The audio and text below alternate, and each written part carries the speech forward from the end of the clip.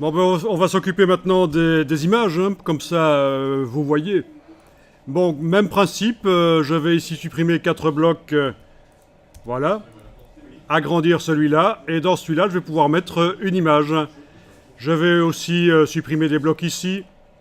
Je vais mettre finalement 3 images sur cette page. Voilà, des blocs ici. Oui, en fait, l'idée, c'est qu'on a plus de blocs que nécessaire, et puis on les fusionne. On les fusionne, c'est des petits modules en fait, c'est pour ça qu'on appelle ça une grille modulaire.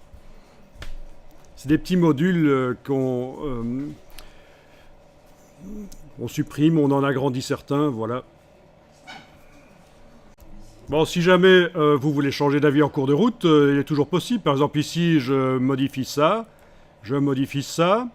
voilà. Entre les deux, je voudrais une autre image en plus. Ben, touche Alt, je déplace le bloc en enfonçant la touche Alt, ça fait une copie, comme dans tous les logiciels Adobe, voilà.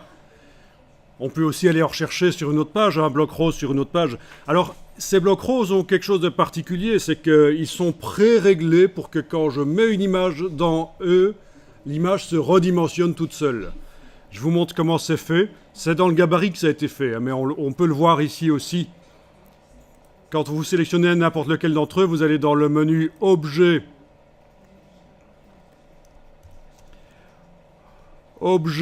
Ajustement, et vous avez ici les options d'ajustement. Menu Objet, Ajustement, Options d'ajustement. On voit que c'est pré-réglé pour que l'image remplisse le bloc. Un fill frame, remplir le bloc. Proportionnellement, ça veut dire que l'image ne s'écrase pas dans un sens ou l'autre, les proportions de l'image restent correctes. Remplir le bloc proportionnellement. Et donc ça c'est pratique. Eh bien on va aller faire une image. Chercher une image en fait. Sur le web. Donc allez-y.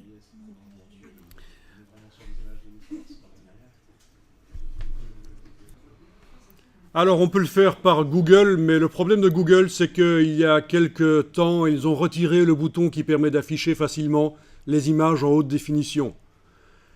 On peut faire réapparaître ce bouton dans le Google Images avec un petit module qu'on ajoute au navigateur. Mais vous ne l'avez pas. Moi, je vous montre, par exemple, dans Google ici, si je tape... oui, par exemple, le mot girafe, ok, en anglais, hein. Voilà, quand je clique sur une image, j'ai ici un petit module. Bon, il se trouve que c'est la version allemande du module, donc ça veut dire aller chercher les images. C'est le petit bouton que Google a fait disparaître il y a quelques temps, et par un module qu'on ajoute, par une extension qu'on ajoute au navigateur web, que ce soit Chrome, Firefox, Safari, ça doit marcher aussi, je pense. On peut faire réapparaître ce bouton qui permet de voir l'image en haute définition. Mais vous n'allez pas la voir, c'est pour ça que je vous redirige vers Bing qui, lui, a toujours ce bouton qui permet d'afficher les images en haute définition. Bon, ben, allons-y. Moi, je vais taper, par exemple, girafe, hein, ça n'a pas trop d'importance, mais je vais taper entre guillemets public domaine pour trouver des images du domaine public. Parce que oui, il y a plein d'images sur le web, mais on ne peut pas toutes les utiliser, évidemment. Voilà. C'est une des manières de trouver des images du domaine public, c'est de taper comme ça, entre guillemets, public domaine, en plus du terme anglais de préférence, parce que le web c'est principalement anglais. En plus du terme anglais. Et là, normalement, ce sont des images du domaine public. Alors, si vous voyez qu'il y en a certaines qui sont de Wikipédia, c'est certain qu'à ce moment-là, elles sont du domaine public, parce que sur Wikipédia, c'est du domaine public, c'est sûr. Vous avez le droit de les utiliser même pour faire des documents qui vous rapportent de l'argent. Par contre, les autres, il faudra quand même, pour faire un vrai travail sérieux, aller vérifier. Voilà, par exemple, celle-là de Wikipédia, hein, wikimedia.org, Commons, c'est du domaine public, c'est certain. Les autres... il faut vérifier. On n'est pas certain. Alors, je vais cliquer sur... ah oui, on va quand même demander des images en haute définition. Parce que là, Ce sont des images, par exemple celle que j'avais repérée là.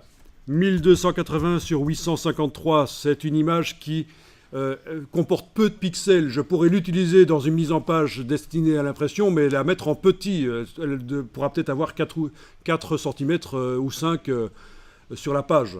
Mais si je veux une image, pouvoir l'afficher plus grande, la mettre plus grande sur la page, je vais devoir filtrer ici par taille d'image. C'est à peu près la même chose dans Google. Vous avez à peu près la même chose dans Google. Taille d'image ici. Je vais demander des images de minimum 2000 sur 2000. Au moins 2000 sur 2000 pixels. OK. Et alors forcément, il y a plein d'images qui vont disparaître du résultat parce qu'elles n'ont pas, la bonne dimension. Ah ben, en voilà une par exemple qui est pas mal. 5184 sur 3456. Voilà. Vous cliquez sur elle, enfin, vous cliquez sur une image, vous demandez afficher l'image pour voir l'image haute définition, parce que là c'est tout petit encore, hein. Il y a peu de pixels. Voilà, là c'est l'image haute définition, même si je clique dessus avec la loupe dans le navigateur, j'arrive à voir que quand même elle est pas trop mal. Vous l'enregistrez, clic droit, enregistrer l'image tout, vous l'enregistrez dans le dossier d'aujourd'hui. Dans le dossier Links, c'est pas plus mal, on va la mettre à côté des autres. C'est une image JPEG, c'est pas grave, on va la transformer en Photoshop. Donc tant que vous y êtes, vous allez chercher une autre image.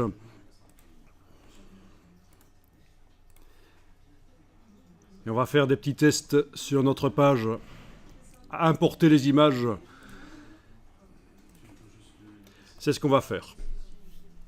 D'abord, vous allez les ouvrir dans Photoshop, les images. Donc vous lancez Photoshop en parallèle de InDesign et vous ouvrez les deux images que vous êtes allé chercher.